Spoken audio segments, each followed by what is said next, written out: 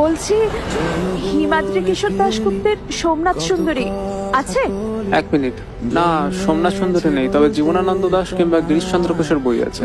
আচ্ছা, আপনি কি এখানে রোজই বসেন? হ্যাঁ, আপনি চাইলে আমি বইটা আনিয়ে রাখবো। তাহলে তাই করুন।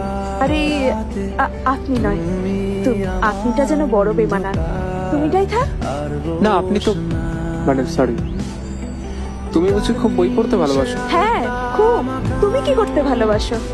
লিখতে, ভাবতে।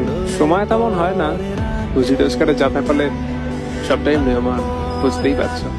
সবকিছু পাল্টায়, সময়ও। আচ্ছা চলো। হ্যাঁ ধরো।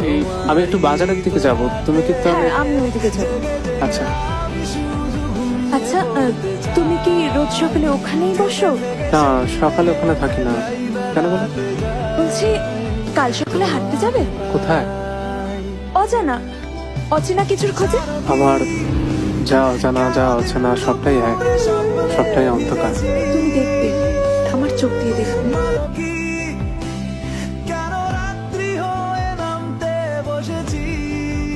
হাতটা ছেড়ে যেও না।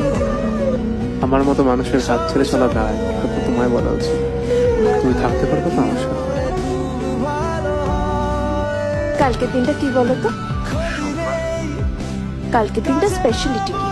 জীবনের প্রতিটা স্পেশাল দিনে আমার কাছে অথরা চাই। ওখানের হিসাব করবো কিভাবে বলতে পারো? তোমার মতো একটা পেসিমিস্টিক মানুষ না আমি জীবনে দেখি। আমি এমন হাজারো মানুষের নাম বলতে পারবো যারা চোখে দেখতে পেতেন না, কিন্তু জীবনে অনেক বড় বড় কাজ করেছেন, কারণ তারা প্যাশনটাকে ভালোবেসেছে। ক্লড মনি ছবি আঁকতেন, জে ফেলি মিউজিশিয়ান ছিলেন, জেমস থার্বো লেখক ছিলেন। তুমি তুমি না লিখতে ভালোবাসো, ভাবতে ভালোবাসো। আগে প্যাশনটাকে ভালোবাসতে শিখো। দীপ, চলো। এটা পড়ে যাবো। রেডি হয় না? তোমাকে চাই জলসানো রাতের এ পোড়া বরাতে, তুমি আমার অন্ধকার। আর এটা যে করলে এরপর তোমার বাকিটা। তোমাকে ঘিরে আমরা তো না ছেড়ে যাওয়ার কথা দিয়েছি। আমি তো দেখলাম এতদিন, এবার না হয় তুমি দেখো।